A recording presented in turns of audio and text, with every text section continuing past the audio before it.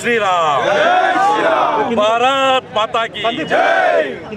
నిజంగా ఇందూరు ప్రజలకు, పాత కరీంనగర్, ఆదిలాబాద్, ఇందూర్, అలాగే మెదక్ జిల్లాల ప్రజలందరికీ కూడా ఎవరైతే రూపాయి తీసుకోకుండా కేవలం భారతీయ జనతా పార్టీలో నరేంద్ర మోడీని చూసి, భారతీయ జనతా పార్టీ నిజాయితీ గల కార్యకర్తలను చూసి ఈరోజు ఈ యొక్క గ్రాడ్యుయేట్స్ ఏదైతే పట్టభద్రుల ఎమ్మెల్సీలో భారతీయ జనతా పార్టీ అభ్యర్థి అంజిరెడ్డి గారిని గెలిపించారో వారందరికీ కూడా పాదాభివందనాలు తెలియజేసుకుంటున్నాం.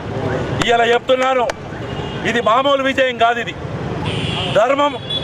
ఒక దిక్కేమో ఈ జిల్లాలో ముఖ్యమంత్రి వచ్చి ఇన్స్టిట్యూషన్ బెదిరిస్తాడు, ముఖ్యమంత్రి వచ్చి కులాలను బెదిరిస్తాడు, ముఖ్యమంత్రి వచ్చి ఎమ్మెల్యేలు వీళ్ళంతా కూడా మామూలు కార్ల షోరూంలో 10 ఓట్లుంటే వాళ్ళని బెదిరించి భయపెట్టించే పరిస్థితి వచ్చింది. 45,000 మైనార్టీ ఓట్లను చేర్చుకున్నారు. 45,000 ఓట్లు తీసేస్తే కాంగ్రెస్ వాళ్ళు దాంట్లోకి 15,000, అది కూడా ఆ నరేందర్ రెడ్డి ఇన్స్టిట్యూషన్లో పనిచేసేటోళ్ళు. కాంగ్రెస్ పార్టీని ముఖ్యంగా ఈ 4 జిల్లాల నుంచి 42 నియోజకవర్గాల నుంచి పూర్తిగా భూస్థాపితం చేశారు. ఇలా కాంగ్రెస్ పార్టీ ముఖ్యమంత్రి రాజీనామా చేయాలి. మనం నైతిక బాధ్యత వహించి 2 ఎమ్మెల్సీలు ఓడిపోయినావు. ఇలా నీకు ఏం పొగం ఉంది? ఏం పొగం ఉంది రేవంత్ రెడ్డి వల్ల? నీ పాలన ఏముందో ప్రజలు తీర్పిచ్చారు. తెలంగాణలో భారతీయ జనతా పార్టీ కావాలని, ధర్మము, న్యాయము, నిజాయితీ కల భారతీయ జనతా పార్టీ కావాలని చెప్పి ఇవాళ తీర్పిచ్చారు. ఆ తీర్పును స్వాగతిస్తూ ఇవాళ ఇందూరు భాజపా తరఫు నుంచి మేమందరం కూడా విజయోత్సవాలు చేసుకుంటున్నాం.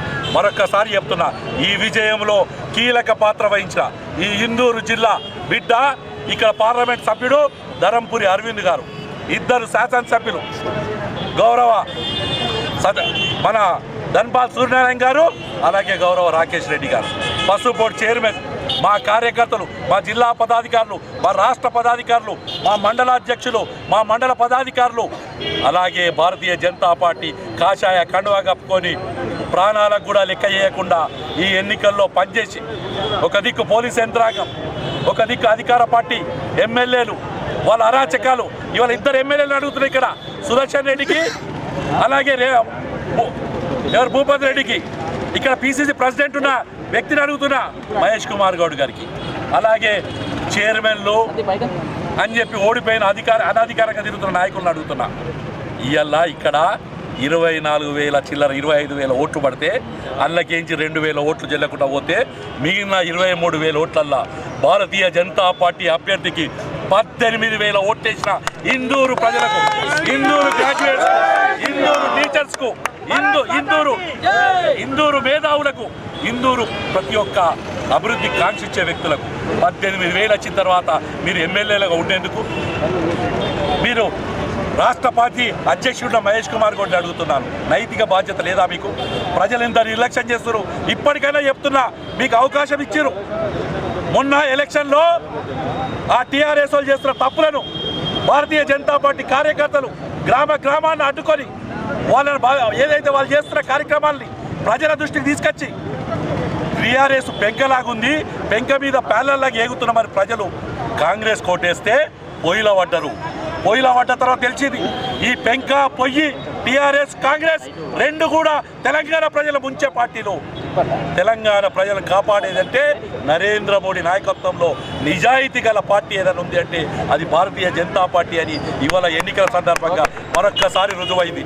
2 ఎమ్మెల్సీలు నేను ఇవాళ చెప్తున్నాను, మొన్న ఎలక్షన్లో కొన్ని ఓట్లతో ఓడిపోయినా మేమందరం కూడా రేపు స్థానిక సంస్థల ఎన్నికల్లో ఏదైతే సర్పంచులు, ఎంపీటీసీలు, ఉప సర్పంచులు, వార్డు మెంబర్లు, జెడ్పీటీసీలు, జిల్లా పరిషత్లు, మండల పరిషత్లు, కార్పొరేటర్లు, కౌన్సిలర్లు, మేయర్లు, చైర్మన్లు నిజాయితీ గల భారతీయ జనతా పార్టీ కార్యకర్తలను గెలిపించుకోవాల్సిందిగా గెలుస్తారని చెప్పి నమ్మకంతో ఈ జిల్లాలో జిల్లా పరిషత్ మీద, ఈ కార్పొరేషన్లో మేయర్ స్థానం మీద, అలాగే మండల పరిషత్లలో, మున్సిపాలిటీలలో చైర్మన్గా, మండల పరిషత్లో ఎంపీపీ, జెడ్పీటీసీలు అన్నీ కూడా యావత్తు కూడా భారతీయ జనతా పార్టీ నిజాయితీ కార్యకర్తలను పెడతాం.